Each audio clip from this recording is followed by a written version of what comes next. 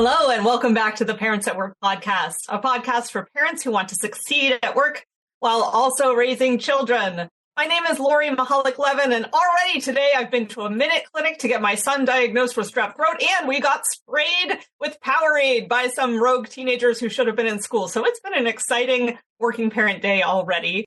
In my professional world, I am a healthcare lawyer. I'm also the founder of a program called Mindful Return that helps employers to retain their new parent top talent and helps new parents to go back to work after parental leave. And in my personal life, I am mama to two wonderful redheaded boys. And I'm joined today by my co-host and partner in working parent crime, Jason Levin. Hey, Jason. Good morning, Lori, and what a morning it has been. And what I'm thrilled that we actually got to the point where we could do the podcast. My name is Jason Levin. I'm the founder of Ready, Set, Launch LLC, where I'm a keynote speaker, trainer, and coach. I advise executives on how to grow their professional services practice and make intentional career transitions. My debut book, Relationships to Infinity, The Art and Science of Keeping in Touch, is available on Amazon and wherever you find books online. And so super excited that we are continuing our episodes around real estate and real estate agents. We had done the dads, and now we're here doing the moms. Lori, this is pretty cool. This is a really interesting topic. Yeah. And if you haven't gone and listened to the conversation with our two working parent dads in real estate with Corey Lee and Paul Bentrup, please go take a listen to that episode. Today, we are here with two amazing moms in real estate, Eva Davis and Jennifer Eaby. We just learned, Jason and I, that this is their first ever podcast appearance. So we're honored that it is with the Parents at Work podcast. I am going to tell you a little bit about Jen. Jason's going to tell you a little about Eva, and then we are going to dig into our conversation with them. Jen Eaby is a realtor in the north suburbs of Atlanta. Hey, Jen, I was at the Atlanta airport yesterday. And she's been in the real estate industry for 9 years. She loves house shopping with clients, staging her listings for sale, and making friends with her clients. She and her husband, Joel, have been married for 19 years, and they're raising two daughters, Elizabeth, who's a senior, and Gabriella, who is a freshman. Welcome, Jen. And Jason, over to you to tell us about Eva. Eva Davis is an executive vice president at Compass and is a real estate agent in the Washington, D.C. metro area. Eva brings significant business experience to her real estate career from her time in the mortgage industry, positioning her for great success in the greater Washington, D.C. market. Her high-touch service, tough negotiating skills, ongoing hustle, and sense of humor have helped her build a deep referral business. Eva currently lives in downtown Bethesda with her University of Michigan-loving husband, Go Blue, and her two little kids, with whom she enjoys exploring the food scene in the D.C. area and taking advantage of local concerts, parks, theater exhibits, and playgrounds. Welcome to both Eva and to Jen. Yes, so glad to have you here. And yes, to exploring area playgrounds. Okay, so let's start with you, Jen. First, walk us through, if you would, your own personal working parent story. Well, let's see. I started off my, working parent, I guess, about 17 years ago. I was working for American Cancer Society. And then I had my first child and decided to stay home. But at that time, I got a little bored and I reached out to a former competitor that I used to work alongside with on some accounts. And she hired me to do freelance. So I did freelance public relations work for a very large chemical company in the Michigan area for about probably 10 years or so. And then the projects dried up right around the recession, the Great Recession. And that's sort of when I went into real estate. So I've done communications and I've done real estate as a working parent. And I'm actually back to communications along with real estate as well. I took a state job in their communications department working from home, but I am still hustling houses on the side. So I'm doing it both. Wonderful. Thank you for sharing that, Jen. And it strikes me that real estate is the type of thing where one can have sort of a non-traditional entry and path. And as you said, do it on the side too. So thanks for bringing your story. Eva, over to you. Can you tell us about your own personal working parent journey? Sure. I have only been a parent as a working parent, so I don't know anything else. With my first child who is 4, so I'm a little bit different life stage with a 4-year-old and a 2-year-old. took a 6-week maternity leave. And at the 6th week, just kind of said, like, I miss my work. I love what I do. As an agent, you own your own business, your relationships. And I just really wanted to get back to that. And so I got back to work, which I thought was going to be part-time, and quickly realized that there's no such thing as a part-time agent when you're with clients. And so kind of jumped back in, and then was a little bit more prepared with my second, and had that timeline in my mind that I would likely kind of get the itch to go back after spending the first 6 weeks with him. And it is, like you said, Lori, really nice, because though, yes, I was back to kind of being a full-time agent after the 6 weeks, you are also able to stop in and have the visits, schedule things around appointments, and, spend some time. So there definitely is that flexibility, which I think I was able to enjoy while still getting the kind of balance of the work that I wanted to be doing at the same time. So trying to enjoy kind of the moments in both the work and the new parenting. And then, now just working full time with a lot of child care help and partner support. So that's kind of been my overall story. Wonderful. And we definitely heard that flexibility theme come through when we talked to the dads in real estate. Eva, I'm going to stick with you for a moment, and then we'll go back to Jen. How would you describe what it's like to be a parent specifically in the real estate industry these days? I think it's an interesting time, because I think we've just lived through 2 really crazy years of the market, or really 3 almost years of the market, really being super busy and racing to everything. And I think really stretching our work life boundaries. But, generally, I would say being a parent in real estate up until really the pandemic real estate market, it was nice to be able to both be flexible, but also you have to be available. So I always think about the moment that I had earlier in my career. I've been an agent for almost 10 years now. And probably in the 3rd year, I was on the beach in Puerto Rico negotiating a deal. And I looked, and this was before I was a working parent. I was not a parent yet. And I looked at my friend that I was with, and I was like, this is awesome. Like, I'm on the beach and I'm negotiating a deal, and like, we're going to get it done and this and that. And then I also had a moment later that same day of like, oh, I'm on vacation, and like I had to work. So it was really both. But I think the like enjoyment of what I do and the passion is like what makes it like not burdensome to be able, and more exciting to be able to do that. So I think being a parent, going back to being a parent part, it's the same thing. Like, you get to be there for your kids as a real estate agent, but you're also potentially taking a call on the side, because, it can be very demanding, and the market we've been in has been, unprecedented in that way of demand. Yeah. Eva, you've just going to stick with you for one more quick follow-up question. Yeah. You said the phrase stretching your work-life boundaries. Is there such a thing as a work-life boundary in the real estate world? And how have you managed to do that even in micro pieces? Because sometimes all we can manage is yeah, it's a great question. And I think it is going to be personal to different people as far as, what their comfortability is. I think for me, it's a struggle. I struggle with it for sure. I think I've definitely tried to set some boundaries of, being available for my kids in the evenings, and then, getting back online after, trying to have some weekend time that is just with my family, but recognizing that a bulk of our work gets done on the weekend. So I've tried to set kind of some of those boundaries in there. But yes, sometimes have to take that call during dinner and you step out. And I think it's just a constant juggling or multitasking, which I think is something, you kind of learn in parenting, is multitasking. And that definitely comes in handy, both with clients and when you're with your work-life balance. Thank you, Eva. Yes, we're very familiar with the split shift and lots of plates flying around at the same time. Yeah. Over to you, Jen. How would you describe what it's like to be a parent specifically in real estate these days, in whatever capacity you're still doing the real estate? How would I describe it?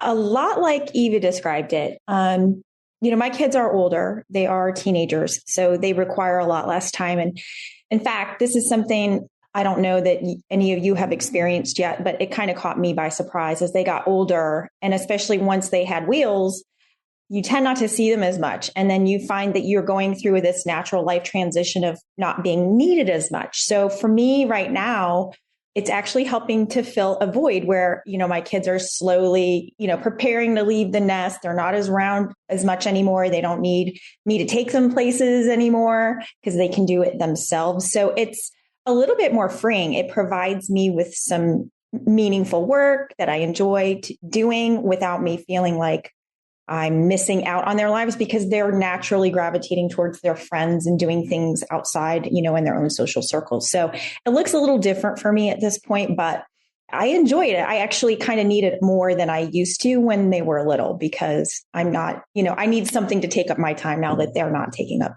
as much time. Does that make sense? It does. And that was such a beautiful reflection, Jennifer. I mean, first of all, the thought of my children getting behind the wheel of a car still scares me a little bit. But we're starting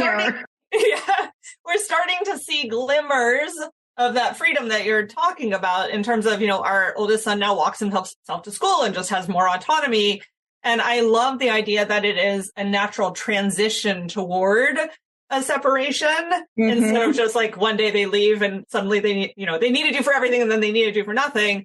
And I love that you are filling that space with something that you really enjoy. And I think it behooves all of us to pause and think about what are those things going to be that we can rely on when it's not just our kids that we're looking after all the time. So thank you for that. Yeah, absolutely. Over to you, Jason. And it's funny to hear Jen talk about her kids having wheels, and that image, years ago. I mean, our kids are 12 and 10 now, but like to actually see that image come to life. We were just a couple of months ago at the DC Auto Show, and our 12-year-old got into the driver's seat of one of the cars. And, Lori and I looked at him and like, oh my God, he's not that little anymore. This idea of getting wheels is like happening. So I share Lori's, appreciation of your reflection, Jen, of wow, this is going to happen and we're not going to be needed as much. And it's fantastic that, you have real estate to be able to fill something that, you need professionally. So, Jen, I'm going to stay with you for a second. This is something that I thought was really interesting in the Dads in Real Estate segment we had done, where the more we sit on what it's like to be a real estate agent, you really do own your own business. You're an entrepreneur. As an entrepreneur, normally if you're working for an organization, you get these series of workplace supports. As an entrepreneur, what workplace supports did you have when you became a working parent?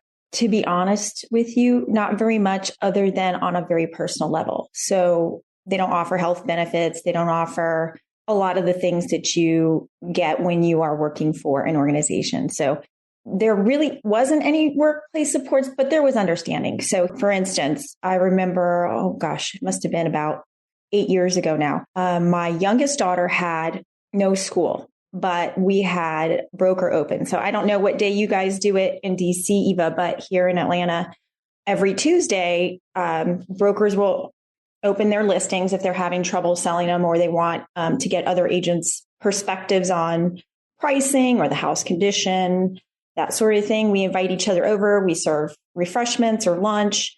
We get opinions. And because she had no school that day, I had to bring her with me. And so I kind of introduced her when I showed up to a listing. I just said, well, this is my little intern today. Hope you don't mind if she comes along. And everyone just loved it. They invited her in and they talked to her. And so we had a really fun day going from house to house to house and entering all the drawings. And she got a lottery ticket. So I would say the workplace support was probably more on a personal level than on a company level. But I did really appreciate how all of the agents I got to be with that day were so welcoming to her. And it's really interesting what you're describing, Jen. It's almost as if you have been able to have your own bring your child to work day through.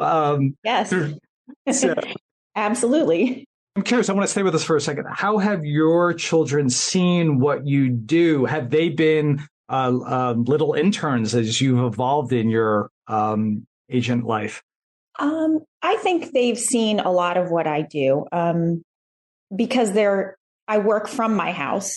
I actually have a huge storage closet in my basement full of staging items, and they've seen me pack them up in boxes and haul them up to the main level and pack up my car. And They know I'm taking it over to one of the houses in my neighborhood and I've staged it and they've seen the pictures and the results of all of that work. And then they've heard me on the phone negotiating or complaining about something, or my client complaining about something. So yeah, they have seen a lot of what I do just by the nature of me being here and doing the work while they're here most of the time. I don't know that they're interested in it, but they definitely have seen me do work here for sure.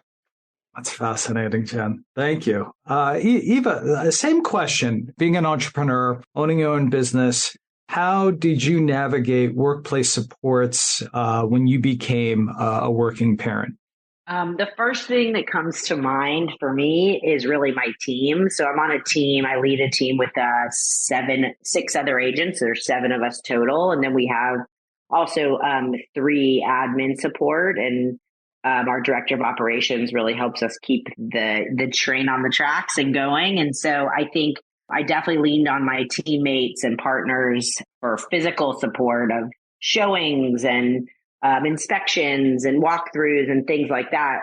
I think if I needed to, both maternity or for health reasons or just, other things in life that goes on. And then I think in my personal life, having a full-time nanny is kind of the route that we went because of my hours being so kind of all over the place, and just really wanting to have someone there. So if I needed to leave short notice to go show a house and come back in an hour or 2, it wouldn't be, a stress.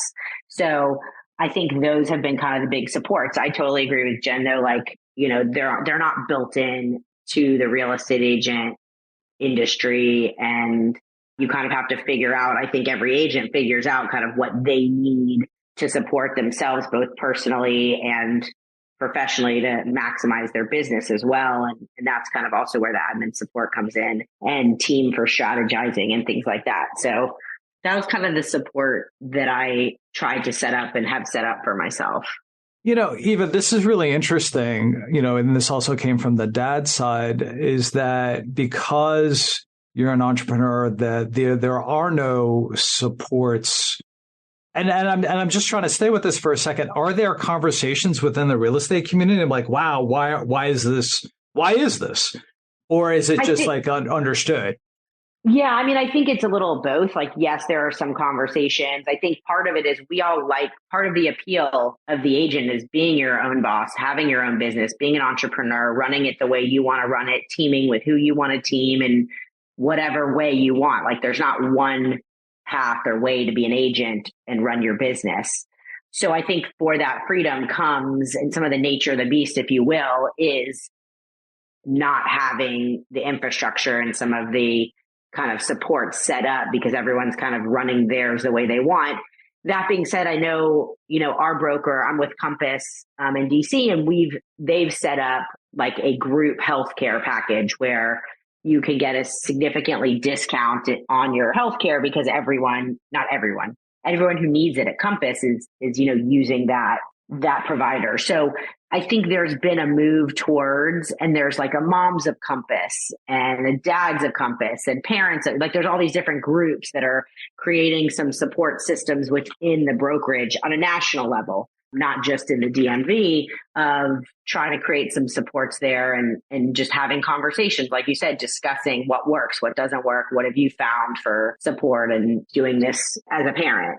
So the conversation is definitely there, but I don't see there being this big shift because of the fact that I think people like being entrepreneurs and running their businesses.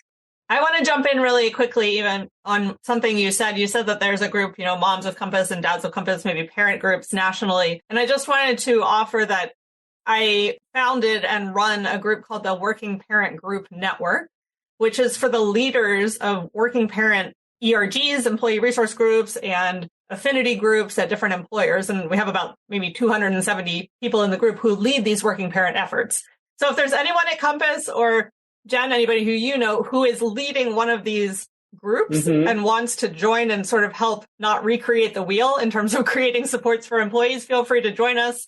We meet once a month by Zoom and have a great, robust email listserv. So go to www.mindfulreturn.com/WPGN if there's anybody at Compass who wants to join, just to sort of share ideas about what other people are doing to support the working parents in their workplaces.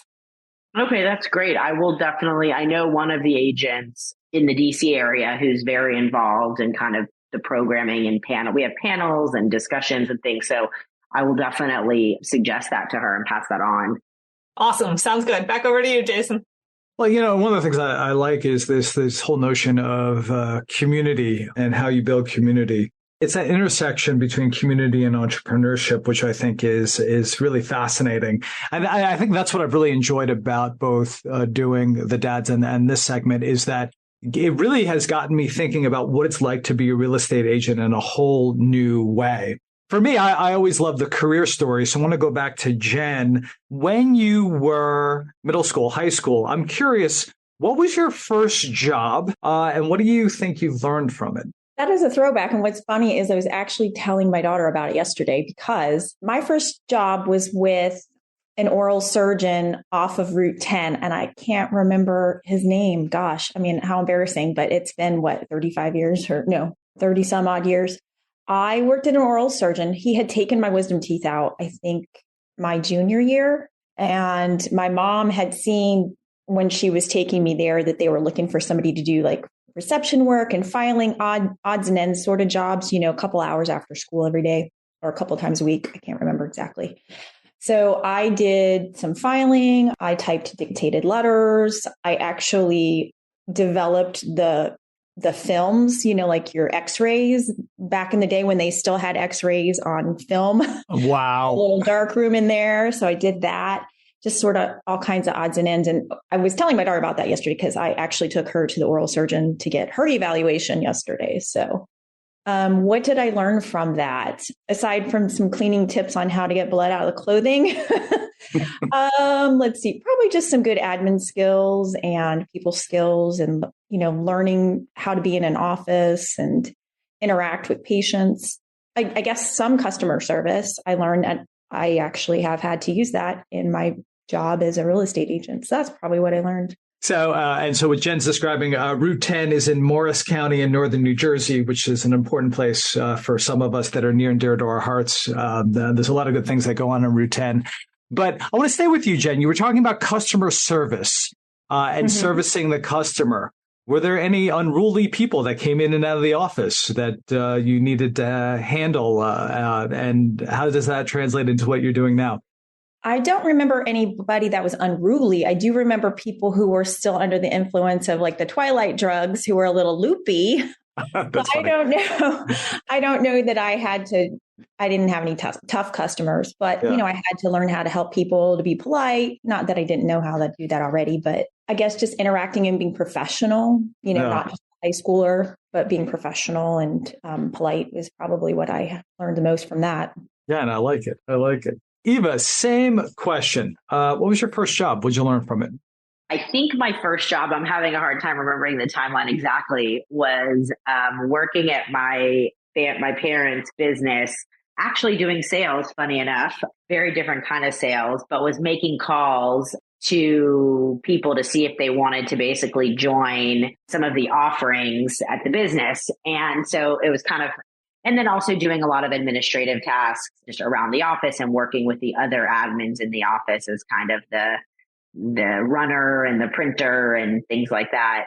But I think it was that, or it was being a camp counselor, which I might have done right after that school year or right before that school year. But I think, from the sales job, I didn't really realize it was sales, but looking back, it definitely was. I was calling and just talking to people I didn't know and reading off a script almost. But I think it gave me some comfortability with, picking up the phone and having a conversation with people and not being, nervous about that. And then the camp counselor job was definitely more challenging at a sleepover camp as being kind of a counselor in training in a cabin and helping corral kids. So those are my two that I can think of.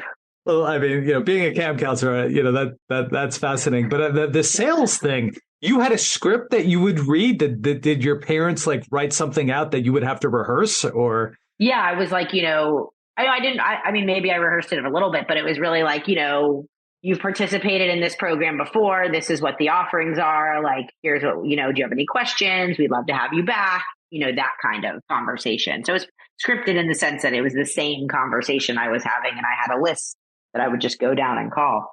Wow. Pounding the phone. Yep. That's how they did it in Texas, I guess. Respect. That's awesome. That's awesome. What interesting stories from both Jen and Eva on what you've done growing up. That's fascinating. Absolutely fascinating. If we're talking about translatable skills, I would be remiss if I didn't ask each of you, and let's start with you, Jen. What skills do you think that you've gained through parenthood that are particularly helpful to your role in real estate? Well, that's a great question. I think just parenting naturally is somewhat like being a real estate agent because you're guiding your customers through a process that you're very familiar with and something they're probably not very familiar with, and it's stressful on top of it. So you're having to kind of parent them along the way, setting expectations around how things could go or could not go or should go. I think those are mainly the skills. You get some negotiating skills too when your kids are little. I don't have to do that as much anymore as now that they're older, but negotiating skills for sure. But I honestly think just guiding them along the process, setting expectations, letting them know what to expect are really the things that I have used most from my parenting with my customers. And also, too, letting them learn some things on their own. For example, a lot of times a customer will come and say, I want a house with 6 bedrooms and 5 baths, and I want it to be $500,000. Well, there's nothing like that around here, right? So instead of telling them, oh, I'm sorry, you can't, we just don't have that, or it's going to be really difficult. Depending on the customer or client, I basically will step back and just say, okay, well, let's see what is around in the area, and I'll set up a search. And sometimes they just kind of learn after a while that their expectations are not realistic without me having to say it. So just depending on the client, I'm sure Eva can understand that concept too, setting expectations and letting people learn on their own are some things that you do as a parent that also translate into real estate. You are a guide for that person through a process. And it sounds like that skill of learning to show and not tell is also really helpful. Yeah, I really like the idea of letting them discover things on their own too. How about over to you, Eva? What would you say are some skills that you think parenthood gave you that are also useful on your job? I totally agree with everything Jennifer just said. I mean, I think definitely, and obviously having been a parent for less time, only 4 years, even in that short time, kind of experiencing sometimes people do need to experience some of it for themselves and a little bit of kind of your advice, but it's a gentle push versus a force, I think, in a lot of ways for a lot of clients and kids. And I think also the multitasking piece really strikes me because I feel like at home, we're kind of doing a lot of things at once, switching gears, change of plans, just being flexible and nimble. And I feel like a lot of that translates to one, the market that we're in, and two, kind of what people are experiencing with changes also in the economic environment with rates and jobs and just all of it. So I think, being nimble and open to change and being okay with that and comfortable with that is something that I think parenthood has taught me that I use at work. And then I think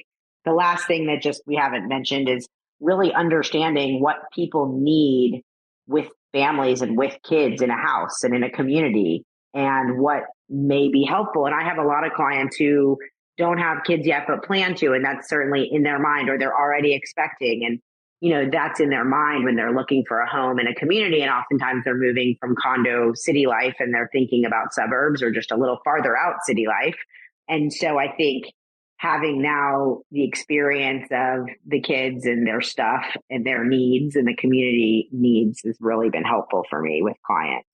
That practical knowledge is something I hadn't really thought about. Yeah. Mm-hmm. It's like the kids and their stuff. You mean the stuff and then the kids that come with all the stuff. Yes. So much stuff. Keeps getting bigger. Yes. In addition to that practical knowledge, just the empathy that I'm sure you have now that you've lived through it. Pivoting. I mean, pivot was like the word of the pandemic, but it's helpful forever in working parent life. And I'm sure in real estate too. And that being nimble, you mentioned nimble. I love that word. I think on your second point, you were saying about the changing market conditions and having to sort of adapt and change with them. which leads perfectly into my next question. So I'll stay with you, Eva. What changes do you see happening in real estate right now that also happen to affect working parents?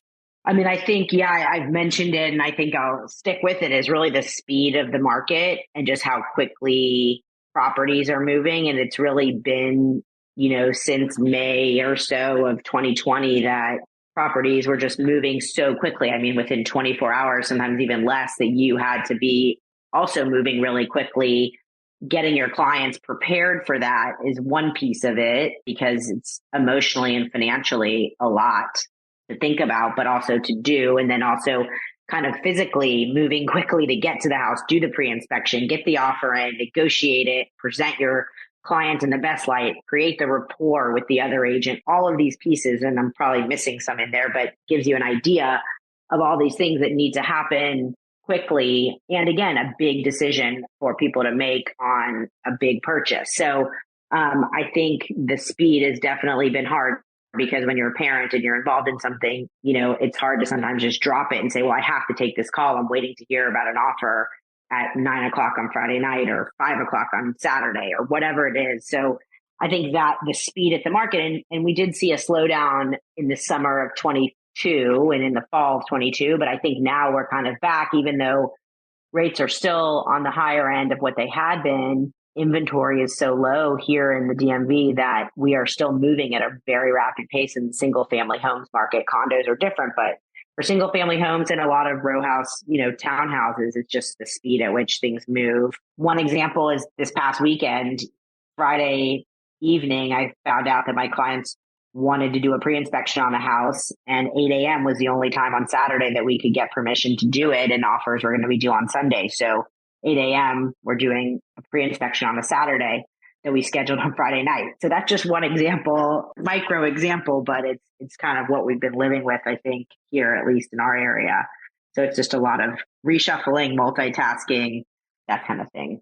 Yeah, thank you, Eva. And what has come through very clearly to me in your comments is your understanding of the psychology of each of the players here too, which I imagine having to navigate the different personalities of your children and their ever-changing lives and moods and whatever is probably helpful. I'm thinking back to another translatable skill. Yes, but I think you're totally right. I didn't think about it that way, but yes, 100%. Yeah. Wonderful. A lot of personalities.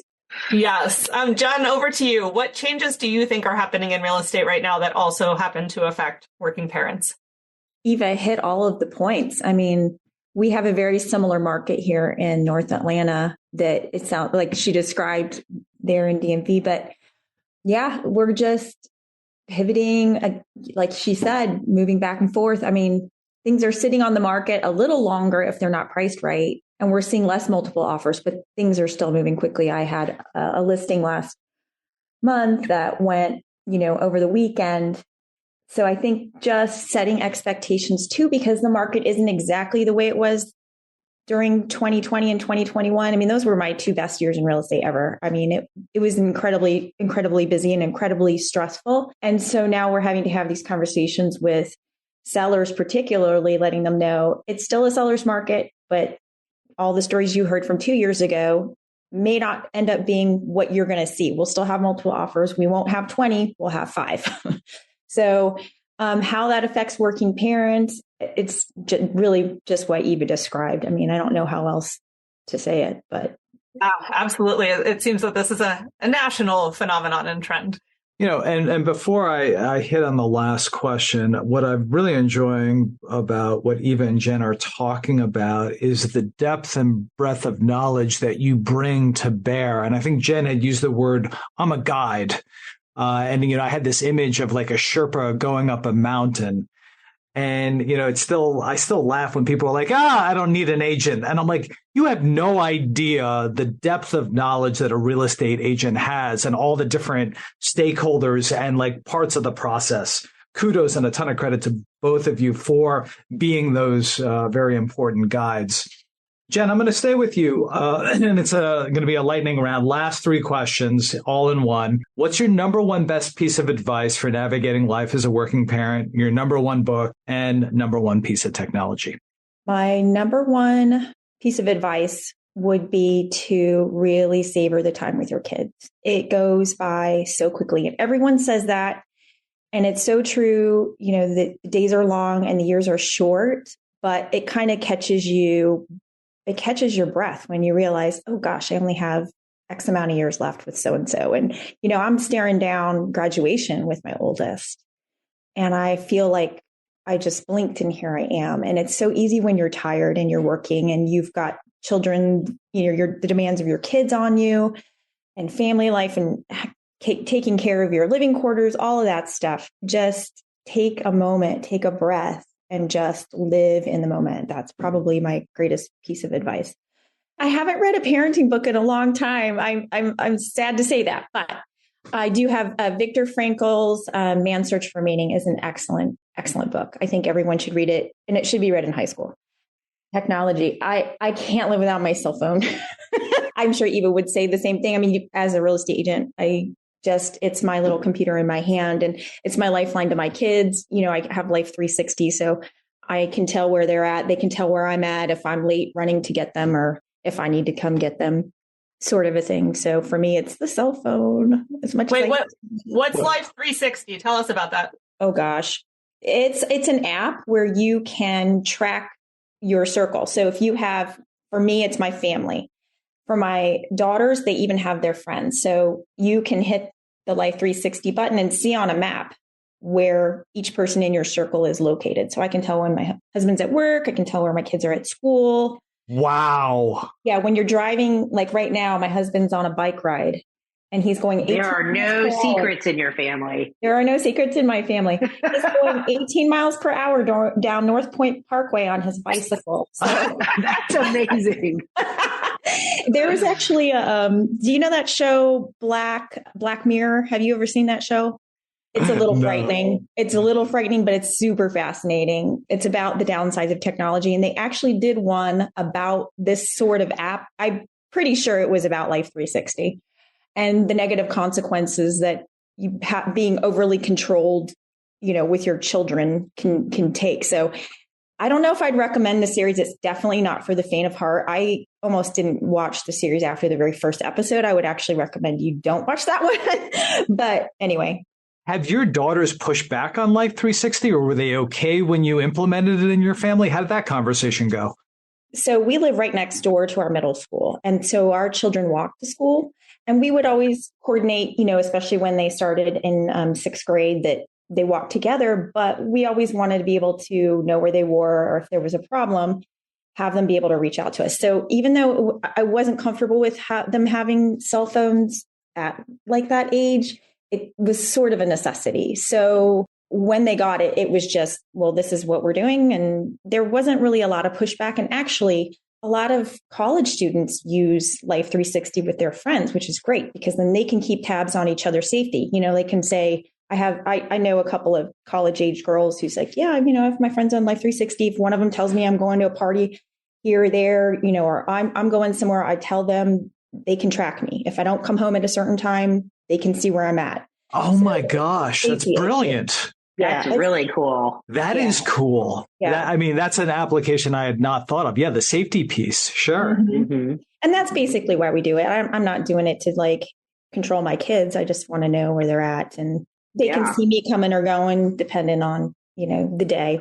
But I think Disney also has a similar app, or they used to when Life 360 came out. But it is free. There is a free application for it. And there's also a paid subscription one that gives you way more information, like how fast they're driving, if they're driving, all kinds of cool stuff. I've learned something today. That's amazing. Thank you, Jen. On to you, Eva. I guess my number one piece of advice is, I think, similar to enjoy all the little moments because I think they go by really fast, and also to enjoy the little moments at work too, because work is stressful. Work can be a lot, but it can also bring you a lot of joy and brings me a lot of joy. So I try to take pieces from both the work and the personal to feel fully fulfilled. Number one book, this is not even because Jason, you're asking me this question. The only book that I have read in the last couple of years is Relationship to Infinity. And it really impacted me so much that I bought it for my entire team. And not because anyone asked me to, but because it really resonated and was so relevant to our business. and what we do every single day. That is my number one book. I hope I can get back to reading when my kids move into this next phase of independence that you all speak of. And absolutely, technology is my phone. Nothing more valuable than a computer in your hands on the go. And I mean, for so many reasons, it is the majority of the technology that I use. The second runner-up would be YouTube, because I unfortunately have resorted to YouTube videos for the kids. Those are my tech pieces. We know way more YouTube celebrities than we do like even Hollywood celebrities. Yeah. It's because of our kids, the amount of YouTube characters there are out there and channels and just all of it. It's a whole world that I did not know about. We even went to see a bunch of YouTubers live at the Capital One Arena, which is a first and last time. But I did not know that was a thing. That's amazing. Yes, you can actually do that. Don't do it. Don't do it. Okay. Don't do it. I will need a warning and not tell my kids about that. This has been fantastic, Jen and Eva. I'll let Lori close it out, but I've really enjoyed this conversation and getting to know both of you and just hearing both the depth of knowledge you bring to bear as well as how you've been able to navigate parenthood. I just love it. Wonderful. Yes. Thank you, Jen. Thank you, Eva. And I'm going to have in my brain all day the idea of savoring the little moments at work too. We don't often hear that. We think, savor the moments with your kids, but we do spend a lot of our day at work, and hopefully there are pieces of it that we really do enjoy and want to sink into. Okay, so please stick with us and come back for our next episodes of the Parents at Work podcast. Our next series or pair of episodes is going to be with some moms and dads in the professional development field. We're really excited about that. And I have 3 requests of you. 1, if you know someone who's a parent in real estate or perhaps who's expecting a baby and is in real estate, we would love if you would share this episode and the Parents at Work dad real estate episode with them. Number 2, follow the Parents at Work podcast so that you don't ever miss an episode. And then 3, if you would not mind leaving a quick review, we'd be really, really grateful for that as well. Thank you for joining us today. Thanks, Jen and Eva. This is a wonderful conversation, and we'll catch you next time. Bye, all.